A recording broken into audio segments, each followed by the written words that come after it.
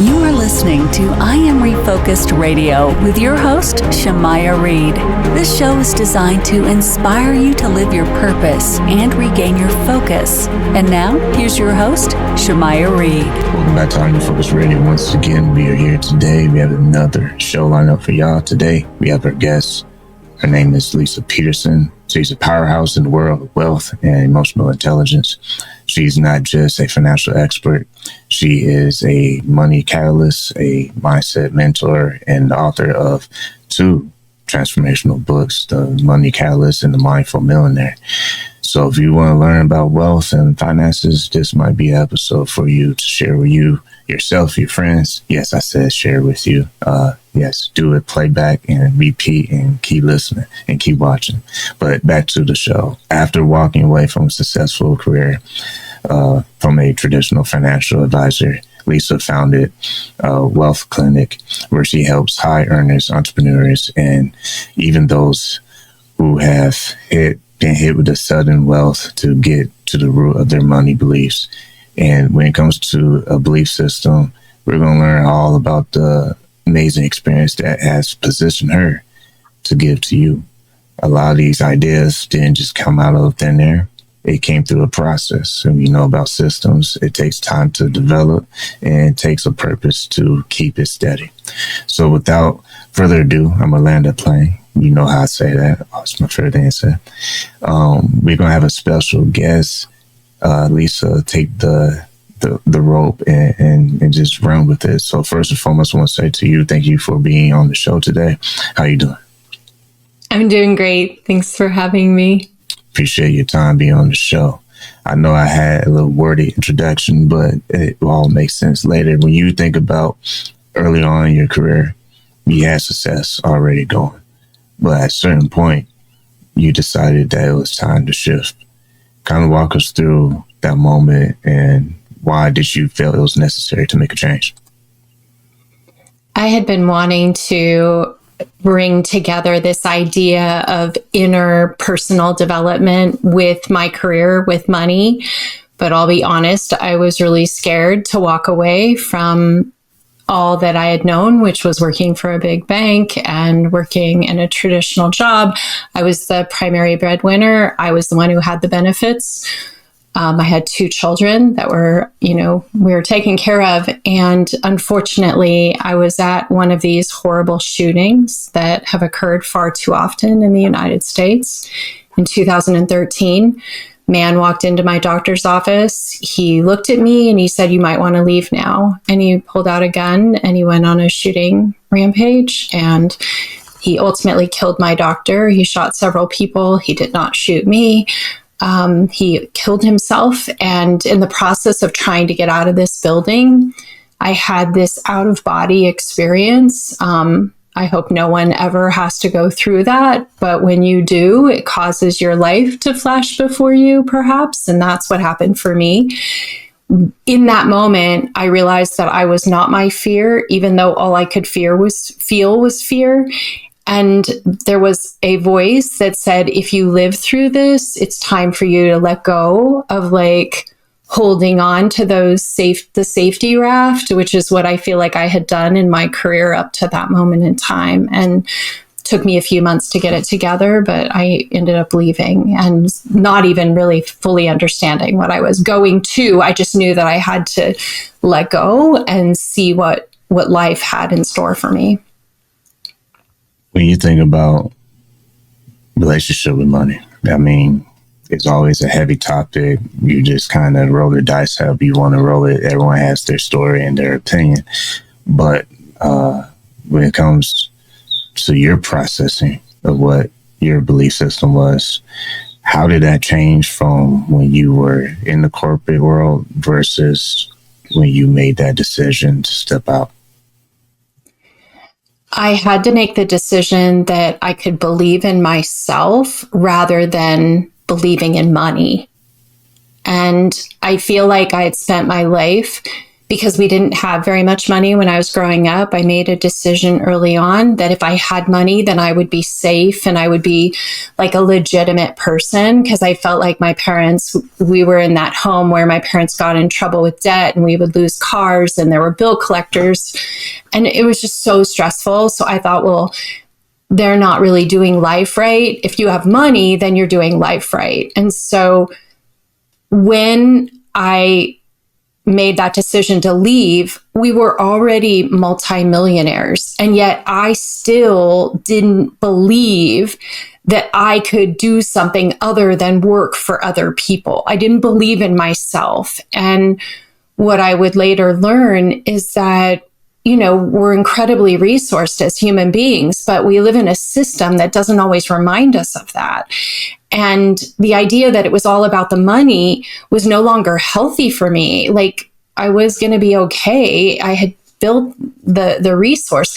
But what I also saw was, I wish I hadn't waited to have all the ducks in a row with money before I was willing to believe in myself. But that's what it took for me. It took a horrible situation. It took me having some financial means, and then I was able to go out. But when I looked backwards, I thought, you know, I really didn't do this the way that I think I'd like to if I got another chance. What might it look like if I were to start to write about this and teach about it? Because maybe I could give people insights that would help them make better decisions earlier in life about what do they want this relationship with money to look like. And you have a term, scarcity. Can you describe to our listeners and our viewers, how can it be a telltale if someone sees the signs of themselves living in that space? Yeah, scarcity is like the world that we live in when we're inside of scarcity.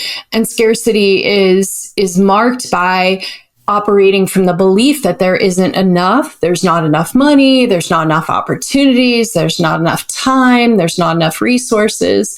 You know, it can show up by constantly checking your bank account, you know, or your investment account.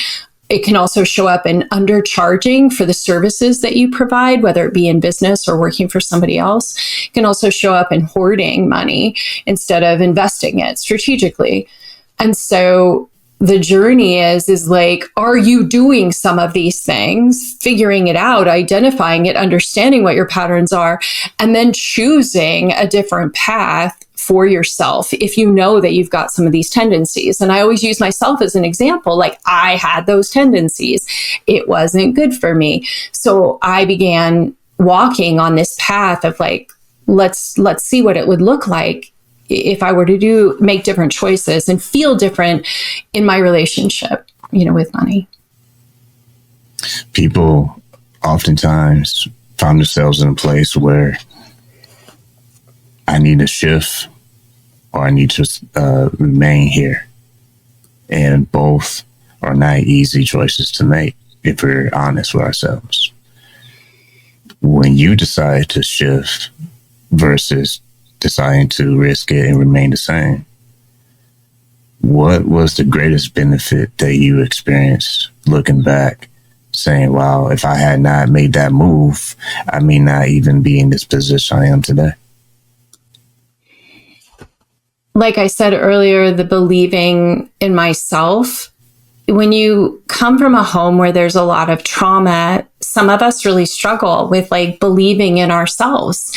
And sadly, I meet a lot of people on their paths, a lot of women who haven't always had the best environment. And so for me, it was like becoming an entrepreneur, leaving the mothership was first like, maybe it could work, but I wasn't sure. So as I built my business and it started to grow and I started to meet people, like-minded people, and people wanted to pay me for the services that I provided without a big brand behind me, I started understanding that there was a lot more that I had to offer than perhaps just doing the bidding of a company, for example. And even in the work that I do, I feel like I constantly question, like, is this the best use of the services that I can provide to the world? Because I don't want to just do something because I could make more money at it. It's like, is this really aligned with who I am and what value I bring in this world? It's a great point. Once again, listening to I Am Refocused Radio and watching us online, talking to our guest today, Leisa Peterson. My next question is, you have a thing that you break down called the awake process. If you can, for our listeners, explain what it takes, what makes it different from traditional goal setting. So can you break down the awake process for us? Yeah. So it's 5 steps. It's an acronym. It really is a culmination of work that I've been doing. I've been teaching meditation for almost 20 years now. And the idea is to slow down and get present with the moment that you're living in. And so it's a tool to help you, especially at times where you're like, this isn't working. Something's not right. I need to change direction, right? We do have those. No matter how successful we are, we have those moments in time. And I like to use it for that. But the first step is to become aware what's going on. How are you feeling? The next is willingness. In life, there are times when we are absolutely unwilling to do something different than what we've been doing. And so the question is, like, am I willing and open to like trying a different approach? Am I willing to look at myself from a fresh perspective rather than being inside of the story of what's happening? The next is appreciation. Can I actually appreciate what's happening for me? Again, it's a method of bringing you out of the story of how bad you feel or how emotional it is or whatever's going on with this person or with this problem. When you appreciate, it takes you to a different, higher level of the problem. You're like, okay, I can appreciate that there's something happening here that maybe I could learn from. And then we move into K for kindness. And, this might just be me and some of the people I hang out with, but I've found that when we are having our darkest periods, it can be hard to be kind to ourselves and kind of give ourselves grace. And that's really what's happening. For me, this is the hardest one when I do this. I'm like, every time it's at the moment of kindness, because I had a father who, when I would make a mistake growing up, instead of being like graceful and kind, he would double down thinking that it would make me stronger and more successful. So I noticed that I have to kind of counteract those habits and be kind. And then the last one is embodiment. Like, can I take what just happened and embody it in my body, in my mind, in my actions, and move forward with whatever's come through the process? And when you think about relationships, that is something that over time we either get better at or we start to neglect. What are some of the things that you've seen, not just for yourself, but in people that you help, and understanding that how we relate to people? Question for you, does it begin with ourselves, how we relate with ourselves? Or what have you noticed? What are some of the things you see? I think it always starts with us. I don't think that other people can do the hard work for us. And many times when people are doing work and we're not listening, there's nothing they can do except tell us what they want. But what I will say to the first question is, I think that we live in a society that is very defensiveness oriented. And I think that is often the cause of many of the relational problems, especially in partner relationships. And even in the Money Catalyst, I really played with that because I wanted to show, it's a fictional parable, and I wanted to show how it looks, because I'm guessing sometimes people, it's so common in our lives that we're defensive, or somebody in our relationship is defensive to us, that we don't even realize it's happening. And so I wanted to amplify it in the book so people could see what a defensive posture looks like, because maybe they'd be like, well, wait a minute, that's what I would always do. Wait, I think she's saying maybe that isn't the best approach. And that comes from being in a relationship with my husband since the late 80s. Like I came from a defensive home. I approached my relationship with him, with my children, with others from a defensive place, because that's what I learned from my family. And it wasn't until this last few years that I figured out that I was the one with the problem. And until I dealt with it, nothing was going to change. When you think about healthy relationships, that also implies healthy financial boundaries. So for being on both spectrums, a part of the spectrum where things were a struggle, but then the other side of the spectrum where things start to click, both have their own unique challenges. So with my next question is, how do we set healthy financial boundaries with family or friends, especially when we start to see things start to tick in the right direction? I think we have to take an honest look at our own relationship with money first and foremost. Because the imbalances are going to come out in our relationships. So if we don't have a good relationship with money and then we try to set boundaries, we're just going to create more problems, right? We're going to repeat and pass that on to everybody else. So it starts with us. But when we do know that we have strong alignment with our values, like money is aligned, let's say, with our values, then it becomes easier to tell other people, hey, this doesn't work for me, and this is why. And I'll pick something so random that's coming to me, but I'm a Gen Xer, and I always cracked up because millennials would do this thing where you all go out to dinner together, and then people all just split the check. And it's not something that Gen Xers did for the most part. Like people would just pay their own bill. Well, if you go out to dinner and you don't have a lot of money and you're getting a salad and a glass of water and another person spends over $150 on their drinks and their steak and everything else, it is totally within your boundaries to say, I'm sorry, this doesn't fit. I did something purposely because I'm on a tight budget. I would wish to pay my bill separately than the rest of the group who spent a lot more. Like that's a healthy boundary. There's nothing wrong with that.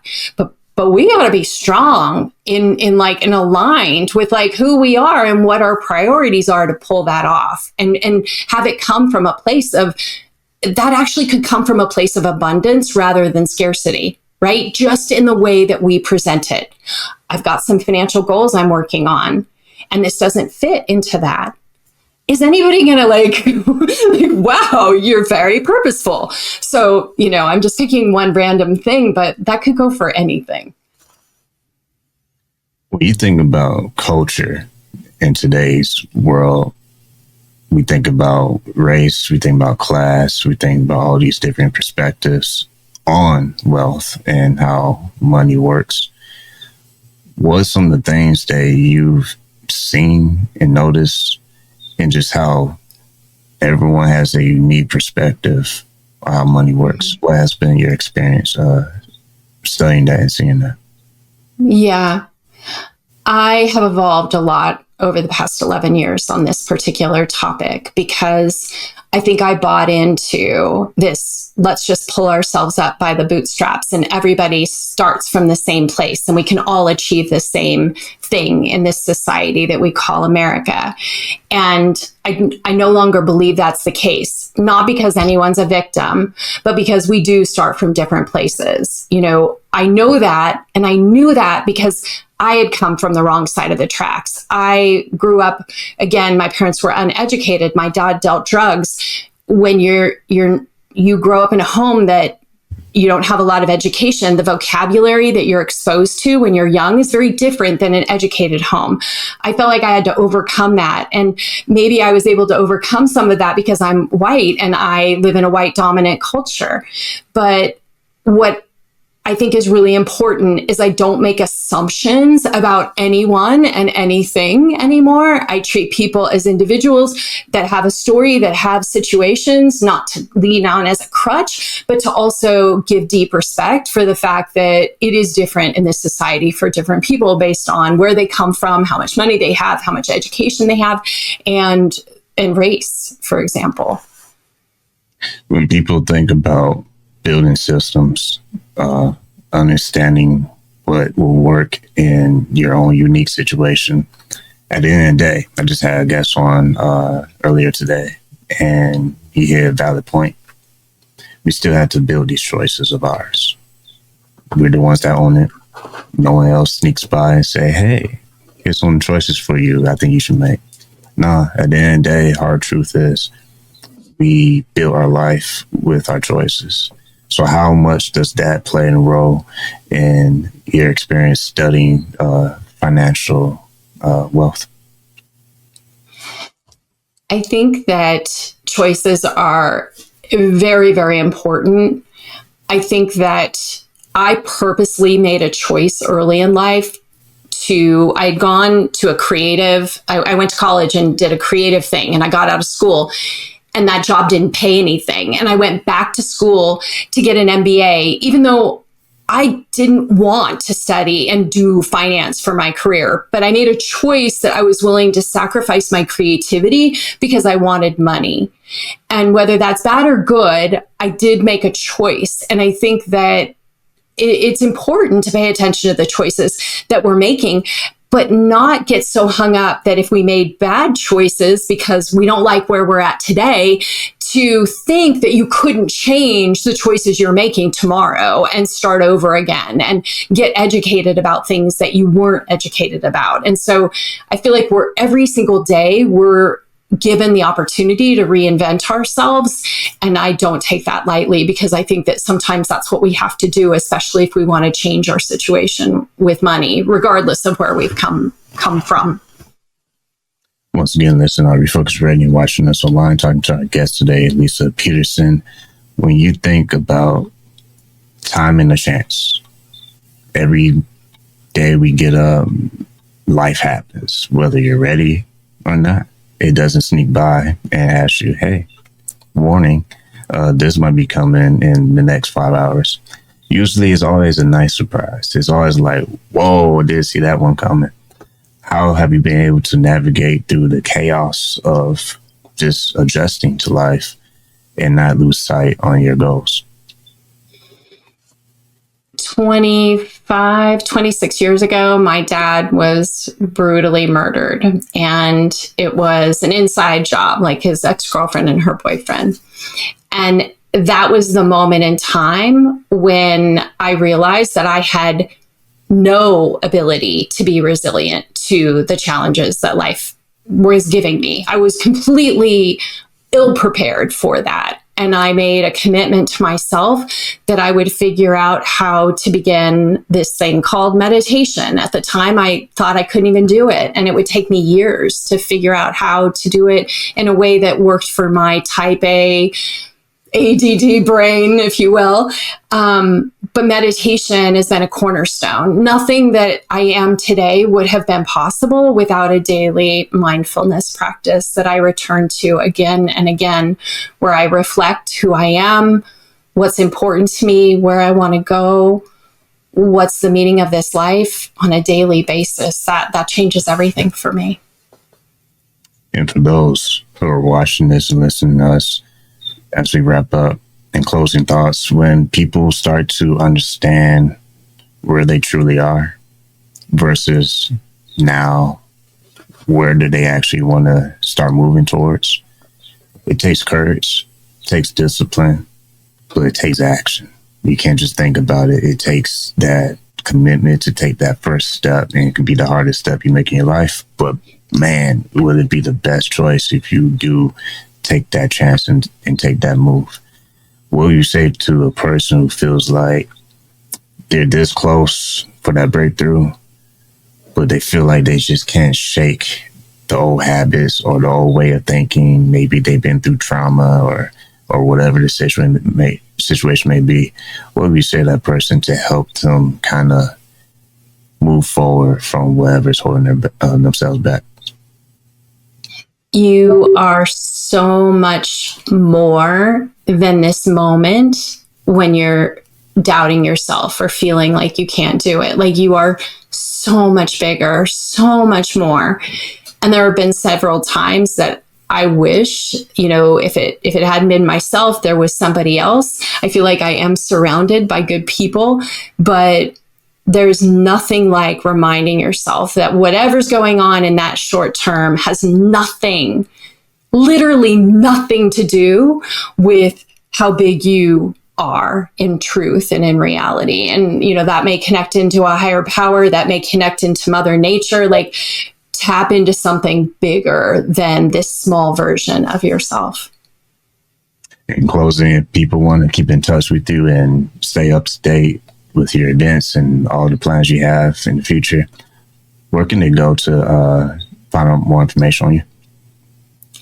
Wealthclinic.com is a great place to learn more about me, the books. You can write to me at lpeterson@wealthclinic.com. Happy to answer questions or lend my ear to listen.